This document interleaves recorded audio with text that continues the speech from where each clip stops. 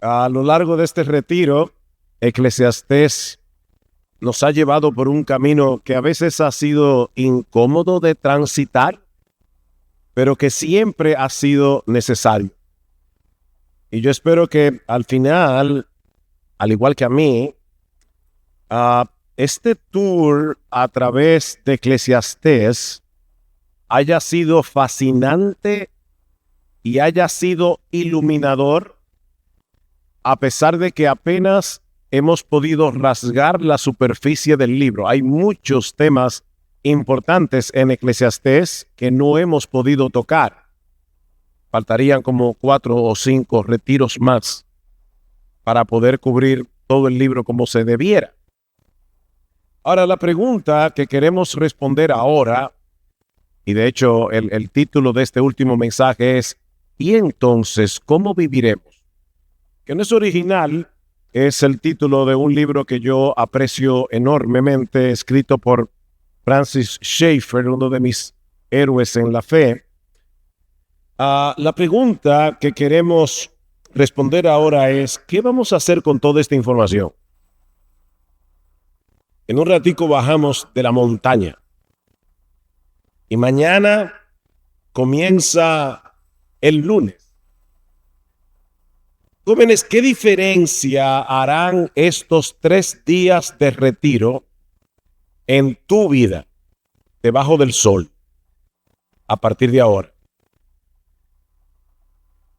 Bueno, cuando llegamos al capítulo 12 del libro, y ahí les pido por favor que abran Eclesiastés capítulo 12, hay al menos 3 cosas que Salomón nos exhorta a hacer. Ya cuando llegamos al final, Salomón va a decirnos: ya te he dicho, ya te he presentado un cuadro de la vida debajo del sol, déjame decirte ahora lo que debes hacer. Y ahí hay al menos 3 cosas en el capítulo 12 del libro de Eclesiastés. La primera es: acuérdate de tu Creador ahora. Versículo 1 del capítulo 12. Acuérdate pues de tu Creador en los días de tu juventud. Ahora, noten la conexión entre 11.9 y 12.1. Porque en 11.9 dice: alégrate, joven, en tu juventud. Y ahora dice: y acuérdate de tu Creador en los días de tu juventud. Una cosa es la base que sostiene la otra. Es como si Salomón nos estuviera diciendo: ¿tú quieres realmente disfrutar de tu juventud? Entonces no postergues a Dios. No lo dejes para mañana, ni para dentro de 40 años. Acuérdate de tu Creador ahora, mientras eres joven. Ahora, acordarse en el Antiguo Testamento no es simplemente traer algo a la memoria. Por ejemplo, ¿dónde dejé las llaves del carro? Ya me acordé. No, esa no es la idea. En el Antiguo Testamento, acordarse, y sobre todo cuando se hablaba de acordarse de Dios, implicaba ser intencionalmente leal a Dios en todo lo que hacemos. No es pensar en Dios de vez en cuando, es vivir con Él en el centro, es reconocerlo, honrarlo, obedecerlo, depender de Él. De hecho, puede ser, y esto es pura especulación, pero puede ser que el autor de Eclesiastés, cuando escribió el capítulo 12, versículo 1, estaba pensando en Deuteronomio capítulo 8. Y cuando lleguen a sus casas o cuando lleguen a su habitación aquí, abre tu Biblia en Deuteronomio capítulo 8 y léete desde los versículos 2 hasta el versículo 20. Moisés está guiando al pueblo, están a punto de entrar en la tierra prometida y Dios le dice a Israel: cuando entres en la tierra prometida, cuídate de no olvidarte de Jehová tu Dios, no sea que comas y te sacies y se enorgullezca tu corazón y te olvides de Jehová tu Dios. ¿Se dan cuenta de la dinámica? Recordar en Deuteronomio 8 es igual a vivir en dependencia. Olvidarse es igual a vivir en autosuficiencia. Así que no es un olvido intelectual, es un olvido moral, es un olvido espiritual. Todo este pasaje de Deuteronomio parece encontrar un eco en Eclesiastés.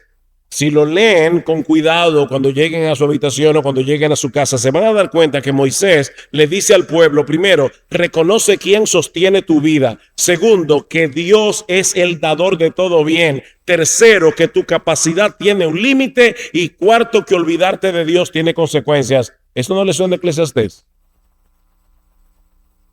En la Biblia, queridos jóvenes, olvidar a Dios no es dejar de pensar en Él, es vivir como si Él no fuera necesario. Yo tengo la impresión, esta es una generación que no es atea, es una generación espiritual. Dios está de moda. Hay un montón de gente que dice que es cristiana. Pero Dios y Cristo son como un paracaídas. Yo quiero tenerlo ahí por si el avión se cae.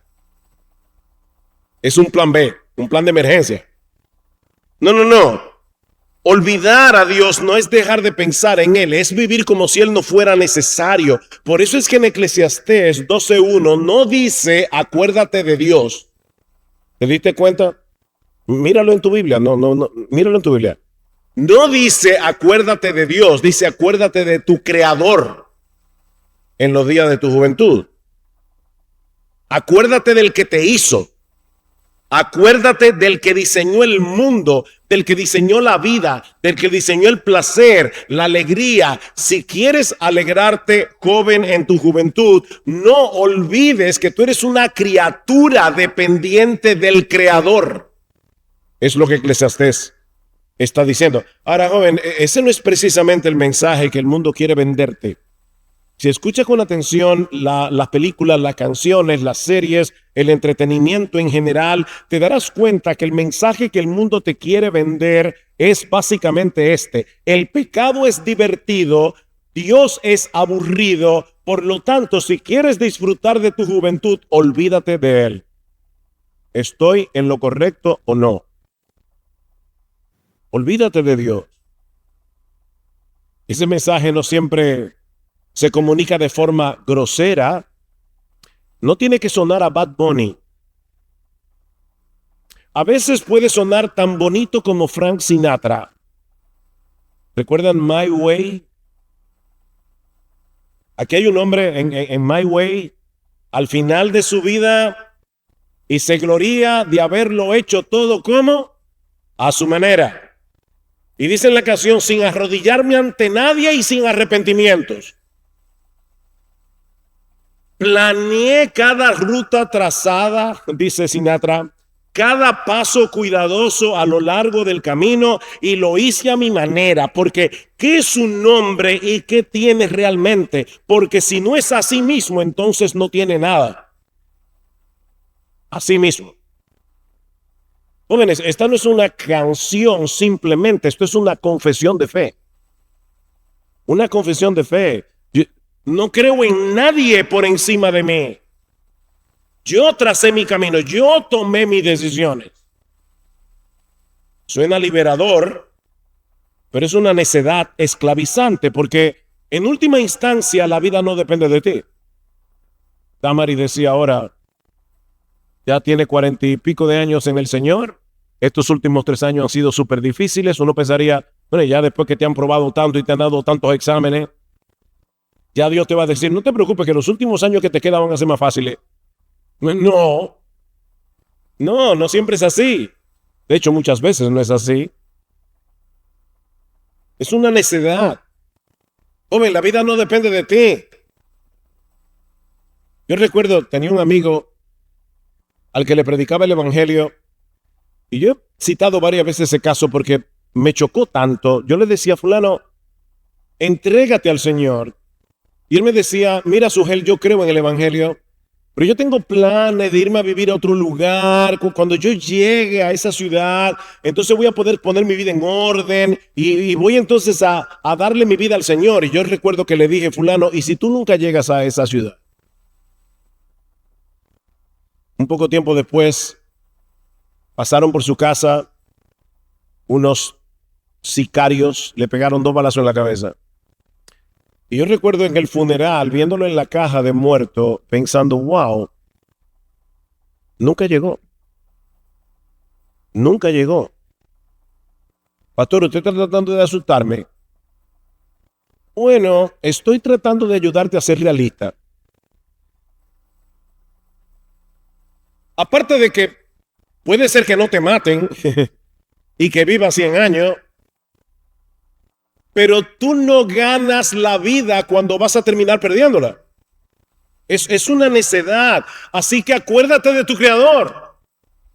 Ahora, porque Él tiene pleno derecho sobre ti, pero también porque Él merece la mejor etapa de tu vida. No lo que queda cuando ya no tengas fuerzas, cuando tus energías se agoten, cuando tus capacidades disminuyan. ¿Qué dice el versículo 1? Acuérdate de joven, pues, de tu Creador en los días de tu juventud, antes que vengan los días malos y se acerquen los años en que diga, ya no tengo en ellos placer. Interesante que mencione aquí el placer. Está diciendo, joven, ahora que tienes toda la capacidad de disfrutar la vida, acuérdate de tu Creador, porque de lo contrario vas a terminar perdiendo aún la capacidad de disfrutarla. Otra vez, te lo preguntaba ayer, te lo pregunto otra vez, ¿es esa la imagen que tú tienes de Dios? Yo estoy seguro que muchos de ustedes ven la vejez como algo súper lejano. Yo recuerdo cuando nosotros estábamos en los 20s, yo siempre decía que nuestra iglesia IBCJ comenzó con 12 muchachos entre 18 y 24 años y 3 señoras mayores. ¿Ustedes saben cuántos años tenían esas señoras mayores? 40 y pico. Ustedes ven la vejez casi irreal. Pero Eclesiastés nos recuerda, precisamente en el último versículo del capítulo 11, que la juventud y la primavera de la vida son vanidad, pasan y se van. ¿Sabes cuáles son las 2 mentiras más comunes en las que los jóvenes creen?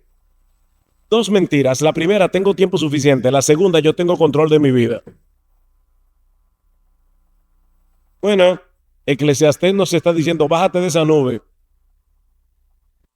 Porque la juventud no es eterna y el control es una ilusión. ¿Tú recuerdas la parábola de Jesús en Lucas capítulo 12? El hombre que dijo, wow, ¿qué voy a hacer ahora con todo lo que tengo? Voy a edificar mis graneros, voy a reservar muchos bienes para muchos días. Alma, reposa, gózate. Y Dios le dijo, necio, esta noche vienen a buscarte tu alma. Y lo que has provisto, ¿de quién será? Esta noche. Esta noche. Tú no sabes cuánto tiempo te queda, joven. Y el que te queda, yo no sé cuánto, créeme, se va demasiado rápido. Ayer yo tenía 20 años. Bueno, antes de ayer. ¿Qué dice Santiago capítulo 4, versículo 14? Dice que la vida es una neblina que aparece por poco tiempo y de pronto se va. Alguien dijo una vez, dentro de cada anciano hay un joven que se pregunta qué fue lo que pasó. Me dice, ¿y dónde se fue mi vida? Hay una poetisa brasileña que decía, ¿quién es esa persona que está en el espejo? De repente hay un día que tú te paras en el espejo y dices, ¿qué pasó aquí? ¿Qué pasó aquí? Joven, la vida se va demasiado rápido, la vejez llega más pronto de lo que te imaginas. No le des a Dios la sobra de tu vida. Lo que te sobra del día, no, dale el día, dale tu ahora. Tu ahora. Pero Salomón no solo nos exhorta a recordar a nuestro Creador, recuerden que es una lealtad a Dios, vivir en dependencia de Él, sino también abrazar con gozo el todo del hombre. Vean el versículo 13. La conclusión cuando todo se ha oído, es esta: teme a Dios y guarda sus mandamientos, porque esto concierne a toda persona. Esta es una frase bien difícil de traducir del hebreo al español, pero la idea es esta. Esto lo es todo para el ser humano. Guardar su mandamiento, temer a Dios, esto lo es todo para el ser humano. Esto es lo que nos define, donde radica nuestra identidad, nuestro propósito, nuestro centro de gravedad. Es como si Salomón nos estuviera diciendo: ¿tú quieres saber lo que significa ser verdaderamente humano? Ser humano en este mundo breve, en este mundo enigmático, a veces frustrantes, lleno de preguntas. Vive delante de Dios, depende de Él, sométete a su autoridad, deleítate en Él y hazlo todo para su gloria. Bueno, debemos hacer una pregunta de kindergarten. ¿Quién nos creó? Lo respondieron como debía. Así que, ¿quién es que sabe para qué nos creó? Jóvenes, temer a Dios no es tenerle miedo. Quiero aclarar eso. Dice, el todo del hombre, lo que define al ser humano es temer a Dios y guardar sus mandamientos. No, esto no es tenerle miedo a Dios. No es paralizarte de terror, al menos si eres creyente, porque si tú no eres creyente, tú deberías vivir aterrorizado pensando en que va a llegar el día en que te encontrarás en su presencia para darle cuenta de lo que tú hiciste con tu vida. Pero la idea que Salomón está tratando de describir aquí como el todo del hombre no es terror, es reverencia y asombro. Reverencia y asombro.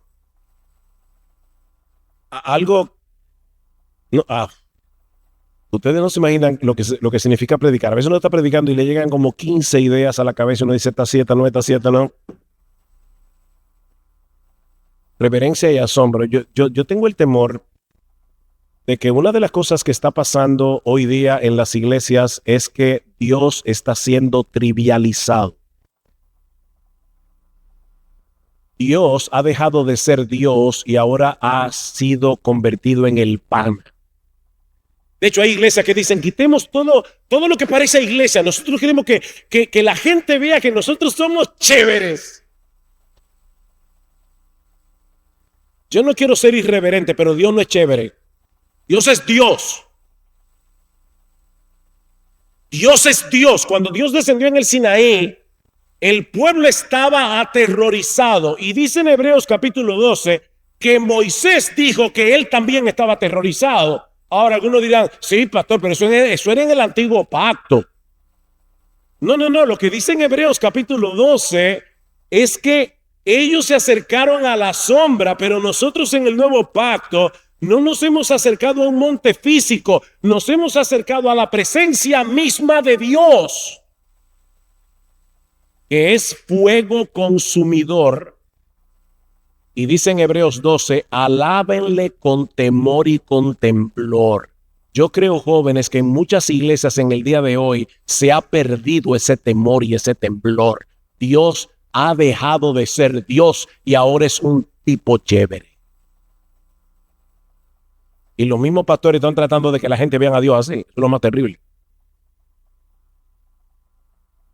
Si Dios es Dios, el que describe la Biblia, deberíamos reaccionar apropiadamente ante su grandeza, ante su gloria, a la realidad de su presencia. Es ocupar nuestro lugar como criatura delante del Creador.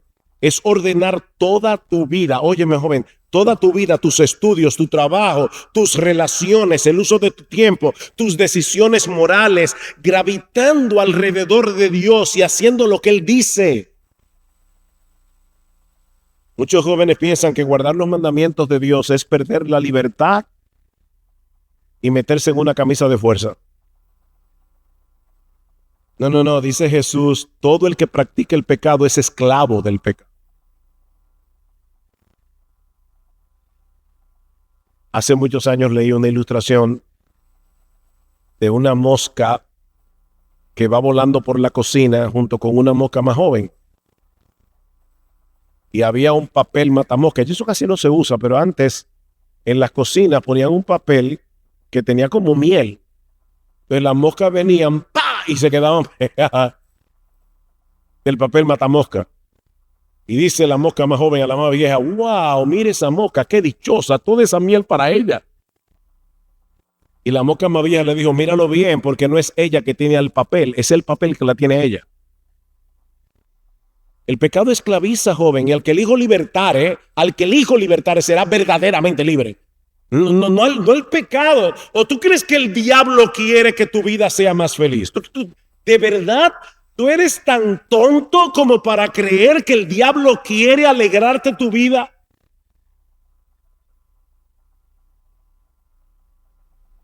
Joven, Dios no te quita el gozo, te lo protege. Oye lo que dice el Salmo 19. Los mandamientos de Jehová son rectos y por eso alegran el corazón. Parece que no se lo sabían. Los mandamientos de Jehová son rectos y precisamente por eso no te desgracian la vida, alegran el corazón, porque el pecado te esclaviza, el pecado destruye lo que te hace ser humano. En el más alto sentido del término, el pecado desfigura nuestra condición humana. Y de hecho, una de las cosas que me llama la atención es cómo los impíos muchas veces reconocen eso. ¿Ustedes se acuerdan esa escena en Batman, el Caballero de la Noche? El dilema de los dos ferries. ¿Recuerdan eso? ¿Quiénes vieron Batman, el Caballero de la Noche? Okay. Guasón pone dos bombas en dos ferries. Un ferry está lleno de ciudadanos decentes, el otro ferry está lleno de presos condenados. Y entonces él le da a cada uno de los ferries el detonante para que explote el otro ferry. Y la idea del Guasón, lo que él está tratando de probarle a Batman, es que el hombre es tan egoísta que bajo ciertas condiciones cualquiera se convierte en un asesino y deja de ser humano. Pero la verdad es que esa película tiene aspectos sumamente filosóficos, porque en ese momento del dilema, ¿ustedes recuerdan lo que pasó? Ninguno de los dos botes se atrevió a apretar el botón. ¿Recuerdan eso? ¿Qué es lo que el director está tratando de probar? Bueno, que aún en un mundo que quiere vivir sin Dios, hay una intuición moral que te dice eso no es correcto. Y obviamente la película no lo explica en términos bíblicos, pero nosotros sabemos que la razón por la que ninguno de los dos ferries, nadie se atrevió a apretar el botón, es porque nosotros tenemos una conciencia, dice Pablo en Romanos capítulo 2, versículo 14 y 15, dice que hay la obra de la ley en nuestro corazón y una conciencia que no nos deja tranquilos. Y yo sé, joven, que tú has oído muchas veces la voz de tu conciencia, diciéndote lo hiciste mal. Uno de los problemas de la conciencia es que su vocabulario no es muy amplio. Solo te dice bien o mal. Lo hiciste bien, lo hiciste mal. Pecado, no pecado. Así de simple. Cuando vivimos delante de Dios con reverencia, con obediencia confiada, disfrutando la vida con responsabilidad, ¿saben lo que pasa? Nuestra humanidad empieza a alinearse con su diseño original. Empezamos a vivir como criaturas reconciliadas con su Creador. Nuestra verdadera humanidad comienza a ser restaurada. Pero no solo eso. Temer a Dios y guardar sus mandamientos nos prepara para el acto final de nuestra existencia. Porque la historia no termina en la tumba, la historia termina en la sala de un tribunal. el Dios que nos creó, que nos dio sus dones, que nos llama a vivir delante de Él, también nos juzgará algún día. No como un tirano caprichoso, sino como el juez justo que va a poner todas las cosas en su lugar. Lo que nos lleva a la última exhortación del libro, versículo 14. Porque teme a Dios, guarda sus mandamientos. Esto es lo que es el todo del hombre, porque Dios traerá toda obra a juicio junto con todo lo oculto, sea bueno o sea malo. Este versículo puede leerse de dos maneras diferentes, dependiendo de cuál sea tu relación con Dios, si es que tienes alguna. Para unos, los incrédulos, es una advertencia final antes de que sea demasiado tarde. Para otros, los creyentes, es una esperanza consoladora. Voy a explicar ahora por qué. Lo que Salomón está diciendo aquí es que Dios está a cargo del universo que Él creó y que al final de la historia Él traerá toda obra a juicio. Y Él aclara, aún todo lo oculto, sea bueno o sea malo. Y si yo conozco al ser humano, probablemente algunos de ustedes ya están recordando cosas que hicieron que nadie, que tú crees que nadie.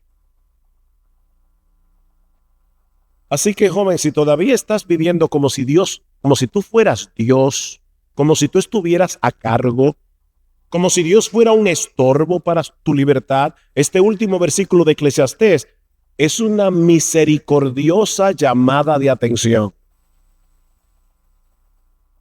¿Sabes que el hecho de que tú no pienses en el juicio no elimina el peligro? Es como los niños que juegan a ticabú. ¿Han visto los niños? Los niños son a veces tan inocentes, para que tú te pones ellos se ponen una cosa en la cara y creen que tú desapareciste. ¡Ticabú! El hecho de que tú no pienses en el juicio no significa que estás a salvo, significa que estás distraído. Perdón, ¿oíste eso? Es que se están durmiendo algunos.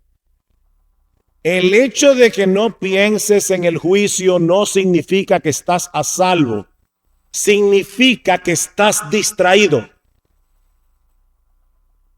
Joven, el juicio llegará aunque tú no pienses en eso. Y en ese día, Dios no solo juzgará lo que otros vieron, sino también lo que tú hiciste en secreto, lo que nadie supo, lo que quedó guardado en algún rincón de tu conciencia. Dice en Hebreos capítulo 4, versículo 13, que todas las cosas están desnudas y abiertas a los ojos de aquel a quien tenemos que dar cuenta. Ese día será juzgada cada palabra, cada pensamiento, cada idea pecaminosa, cada acción, cada motivación. Todo será juzgado. Dice 2 Corintios capítulo 5, versículo 4, versículo 5, no juzguéis nada antes de tiempo hasta que venga el Señor, el cual aclarará también lo oculto de las tinieblas y manifestará las intenciones del corazón. O sea, hasta lo que tú hiciste bien por una mala motivación será juzgado. Y también lo que hiciste bien por una buena motivación y que nadie vio.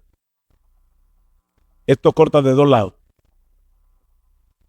Yo sé que eso suena aterrador y debería serlo si todavía estás jugando a ser tu propio Dios. Pero el propósito de Eclesiastés no es paralizarte de miedo, sino despertarte mientras todavía hay tiempo para reaccionar. Porque este mismo versículo, yo le decía hace un rato, funciona de una manera muy distinta para el creyente. Para el cristiano, el juicio no es una amenaza, es una promesa. Yo estoy seguro que todos aquí han sufrido cosas injustas que nadie vio. Seguro de eso.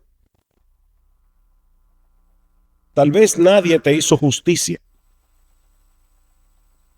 pero Dios vio lo que otros no vieron y Dios juzgará lo que otros no han juzgado. Si lo piensas bien, el verdadero problema no es que Dios juzgue al mundo algún día, es que no lo juzgue. O sea, sería un problema. Yo siempre he dicho que si este mundo no terminara en un tribunal donde cada cual reciba lo que merece, esta vida es una broma muy pesada.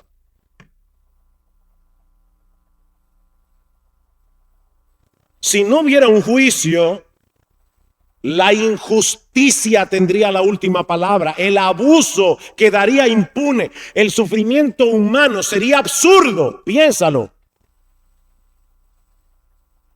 Pero Eclesiastés nos recuerda que nada escapa a la mirada de Dios y que Él no es indiferente. El Jebel no es el último capítulo. Dios pondrá cada cosa en su lugar. Y es de esa manera que Eclesiastés nos empuja hacia el Evangelio. Porque el Dios que juzga es el mismo que en Jesucristo cargó sobre sí el castigo que nosotros merecíamos. 2 Corintios 5:21, el que no conoció pecado, por nosotros Dios a él lo hizo pecado, para que nosotros fuésemos hechos justicia de Dios en él. El temor de Dios que define lo que significa ser verdaderamente humano se encarnó en Jesucristo. De hecho, en Isaías capítulo 11, una de las cosas que dice del Mesías es que él vivirá bajo el temor de Dios. Jesucristo, él vive en el Mesías. Y obviamente no le tenía miedo a Dios. Vivía en el temor de Dios como lo hemos descrito ya. Jesucristo fue el único ser humano que temió perfectamente a Dios. Jesucristo es el único ser humano que obedeció perfectamente todos sus mandamientos y aún así murió en la cruz por pecadores imperfectos como tú y como yo. Gloria al Señor. Gloria al Señor. Y cuando Cristo resucitó al tercer día, nos aseguró que la vanidad no terminará en la nada, terminará en gloria. En gloria. Así que, joven, vive a la luz del juicio, pero vive también a la luz de la gracia. El juicio es real. Óyeme, joven, el juicio es real. El día llegará cuando hombres, niños, jóvenes, ricos, pobres, dicen en Apocalipsis, estarán de pie delante del trono de Dios. Y ahí Hitler, Stalin, Mussolini van a temblar delante de Dios. Y tú también, si no te conviertes. Porque uno siempre piensa, yo a veces predicándole a algunas personas, yo le digo, ¿verdad que a ti te pasa lo mismo que a mí, que no soportamos las injusticias que pasan en este país? Sí, señor, a mí también me molesta. Digo, sí, ese es el problema, que uno quiere justicia para el otro. Para uno quiere misericordia. Pero habrá justicia para todos. Para todos. Así que, joven, vive a la luz del juicio, pero vive también a la luz de la gracia. El mismo Dios que un día juzgará al mundo es el mismo que hoy te está invitando a venir a Jesucristo. Mira, yo no sé por qué razón cada uno de ustedes vino a este retiro. Yo no lo sé. Bueno, pastor, porque yo soy de IBCJ y era para los jóvenes de IBCJ y yo soy del MJA. Otro dirá, bueno, alguien me invitó. Otro dirá, yo vi en las redes, me interesó lo de Eclesiastés. Otro dirá, yo no sé por qué razón. Tal vez alguien te invitó, tal vez alguien te insistió para que vinieras a este retiro. Yo solamente sé una cosa. La razón por la que tú estás en este retiro es porque Dios, el Dios de la gloria, el Dios del cielo, el soberano, te quiso traer aquí. Para que escuches su palabra. Y yo no estoy hablando solamente a los inconversos, yo te estoy hablando a ti, cristiano. Que Dios te trajo aquí, Dios quería que tú escucharas estas cosas. Joven incrédulo, la puerta sigue abierta, pero no lo estará para siempre. Por favor, ven hoy, no mañana, no cuando tengas más tiempo, no cuando resuelvas tu vida. Venga ahora. Porque al final de cuentas, solo hay dos maneras de vivir la vida, solo dos. O tú desperdicias tu vida viviendo para correr atrás del viento, o tú vives para la gloria.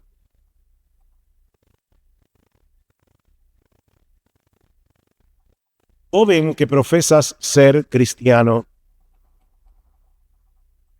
o quiere el Señor que su Espíritu Santo venga y haga una obra sorprendente aquí hoy, ahora mismo. Joven, Cristo es demasiado glorioso como para que lo mantengamos en los márgenes de nuestra.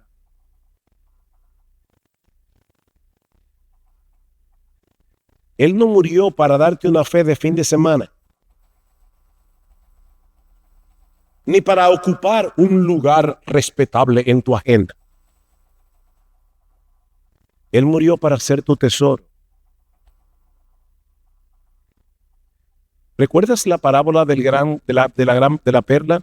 Dice que un hombre descubrió una perla en un campo, y cuando le dijeron, ¿y cuánto cuesta el campo? Y quiso comprar el campo, se cuesta toda tu vida. Dice que él fue y lo vendió todo gozoso para comprar el campo. Hace mucho una persona de IBCJ me dijo, dándome su testimonio, me dice, mire pastor, cuando yo me convertí, yo oí el evangelio y yo le dije al Señor, está bien Señor, te voy a dar el 50% de mi vida. No es aceptable. Está bien, el 75%. ¿Y el 90%? Ok, Señor, mira, me decía él a mí, te voy a dar el 99% de mi vida.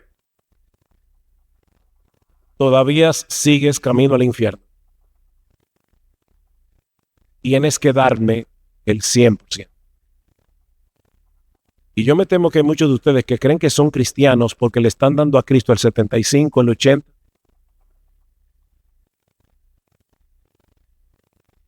Joven, Cristo no se entregó a medias para salvarte a medias. Hay demasiada mundanalidad en el pueblo de Dios. Cada vez más nos parecemos al mundo, más al mundo que a lo que es un verdadero cristiano. Hay demasiada mundanalidad. Óyeme, joven y adultos que están aquí atrás, Cristo no se entregó a medias para salvarnos a medias. Él se entregó por entero para salvarnos por entero, en cuerpo y alma. Toda nuestra vida le pertenece a Jesús. No una parte. La vida debajo del sol es vapor. Cristo es eterno. No desperdicies tu vida viviendo un cristianismo a medias. Y de verdad, aquí hay varios adultos. Óyeme, tú joven, tú adulto, tú viejo, lo que sea, no vivas un cristianismo a medias.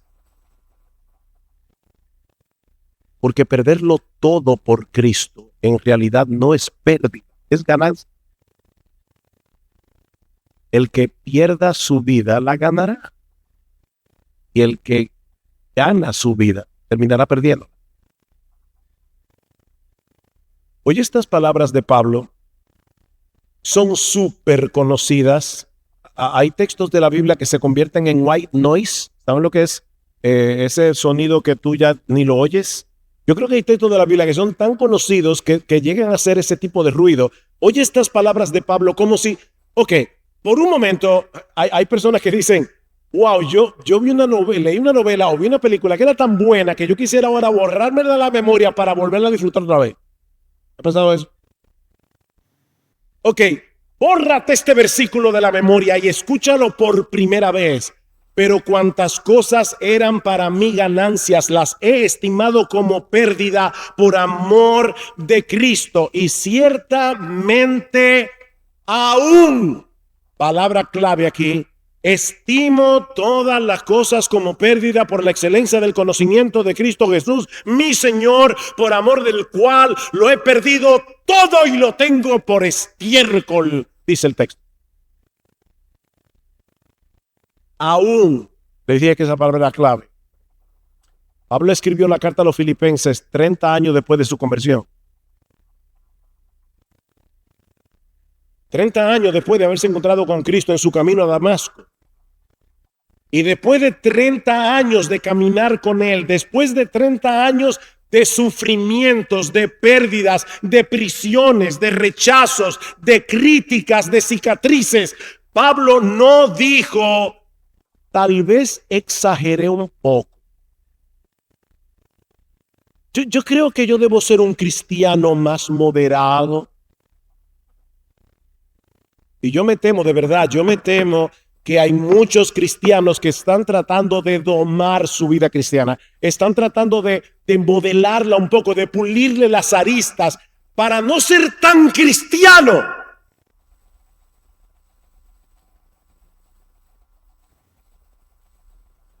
No, él dijo, ¿saben qué? Todo lo que yo dejé atrás sigue siendo basura. Hace 30 años lo dejé atrás. Ahora estoy golpeado por todas partes por causa de Cristo. Sigue siendo basura para mí, comparado con la excelencia de conocer a Cristo, el Señor. Esta mañana estaba repasando mis notas y de hecho estaba más bien tratando de orar, pero ustedes me hicieron una buena interrupción. En el mismo momento en que yo dije, déjame orar otra vez por el mensaje de esta mañana, aquí hubo un devocional, parece, y ustedes comenzaron a cantar Él es digno. Se oía hermoso.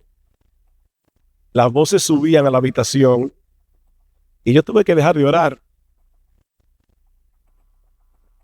Él es digno.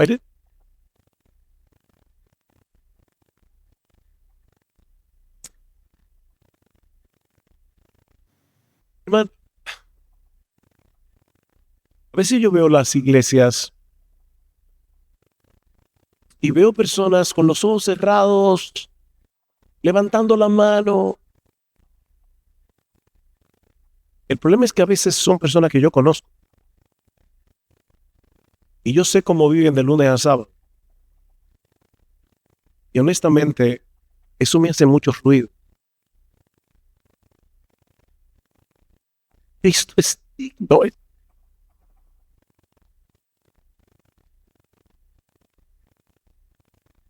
Joven y adultos que están aquí, Cristo sigue siendo valioso para ti. Aquel que dejó su gloria, tomó forma de hombre, fue golpeado, escupido. Dice que él no ocultó su rostro de esputos. ¿Sabe lo que significa eso? Gargado en dominicano. Lo que él dice que cuando los soldados romanos estaban burlando de él y lo estaban escupiendo en la cara, Cristo no ocultó su rostro. ¿Sabes por qué? Porque Él no solamente estaba cargando con nuestro pecado, estaba cargando con nuestra vergüenza. Y Él tuvo que pasar esa vergüenza por causa tuya y mía. Y si todavía fuera poco, lo llevaron a la cruz y lo crucificaron y el Padre lo abandonó.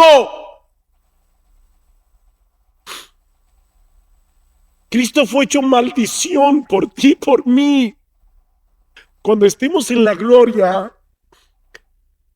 yo no voy a recordar todas las cosas que yo hice y que disfruté por un momentito por vivir un cristianismo a medias. Lo que va a permanecer es lo que yo hice para Él.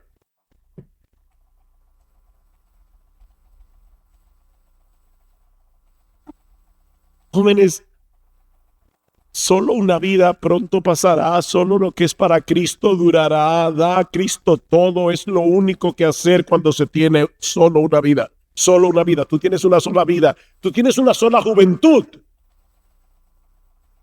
para dársela al Señor. Y yo te pregunto otra vez, ¿Cristo sigue siendo valioso para ti, de verdad? ¿O las cosas que un día consideraste basura, ahora de repente como que parecen valiosas de nuevo? Comenzaron a brillar otra vez en tu corazón. ¿Qué es lo que tú más amas? Porque cuando Cristo es tu tesoro, perderlo todo por Él es solo una pérdida. Tú estás dejando el saco de basura que tú decidiste soltar cuando viniste al Señor para vivir a la luz del tesoro más grande de tu vida, que es Cristo.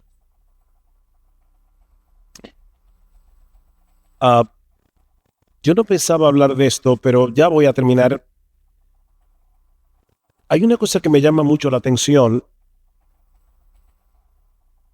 Cuando nosotros nos convertimos al Señor, yo creo que Dios hizo algo en su gracia. Todos los jóvenes de nuestra iglesia, casi sin excepción, se preguntaban seriamente, ¿acaso Dios querrá que yo deje mi carrera y me entregue por entero a Cristo para servirle en el ministerio? Óigame, jóvenes, yo no estoy diciendo que ser abogado, doctor, arquitecto, ingeniero, cualquiera que sea tu profesión, esté mal. No, no, no. Dios quiere cristianos que estén en todas partes. El ser pastor es una vocación. Lo que me llama la atención es las pocas veces que jóvenes vienen a nosotros los pastores y nos dicen, pastor, yo quiero que usted me ayude a encontrar su voluntad, la voluntad del Señor, porque yo estoy pensando seriamente servirle a Él en el ministerio.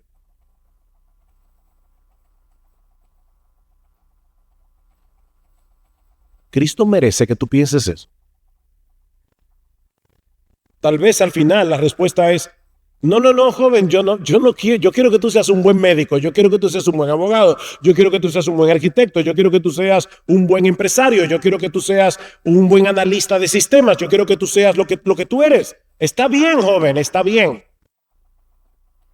Pero por lo menos la pregunta es, tú te lo preguntas.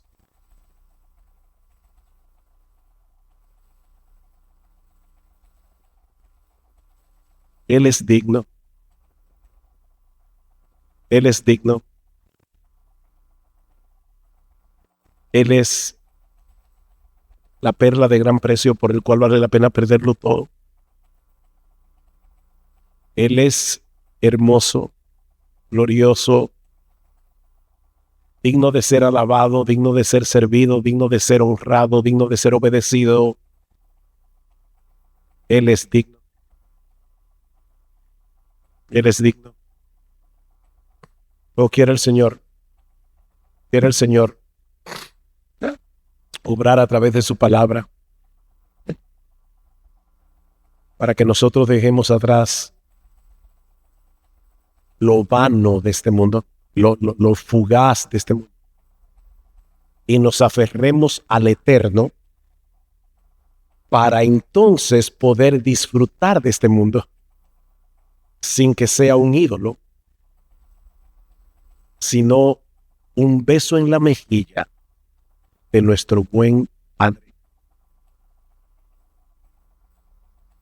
Que Dios bendiga su palabra, queridos jóvenes, en la vida de cada uno de ustedes. Vamos. Oh Padre que estás en los cielos, gracias por estos 3 días de retiro, Señor. Gracias por haber movido a los líderes de este ministerio a estudiar el libro de Eclesiastés. Gracias por recordarnos, oh Señor, que la vida debajo del sol no vale nada, pero que cuando nosotros vivimos con la mirada puesta más allá del sol, entonces de repente podemos comenzar a disfrutar de las cosas disfrutables de esta vida, pero solo como regalos, no como dioses. Padre, bendice a estos jóvenes, bendice a cada uno, Señor, tú los conoces todos por nombre, bendícelos. Bendice a los que son cristianos, bendice a los que no lo son, tráelos a Cristo y tráelos ahora. Bendice a cada adulto que por alguna razón ha estado aquí en esta conferencia. Oh Padre, abre nuestros ojos. Oh, que tu Espíritu Santo abra nuestros ojos para que nosotros veamos a Cristo todo lo precioso que Él es. Alabado sea tu nombre, en el precioso nombre de Jesús. Amén.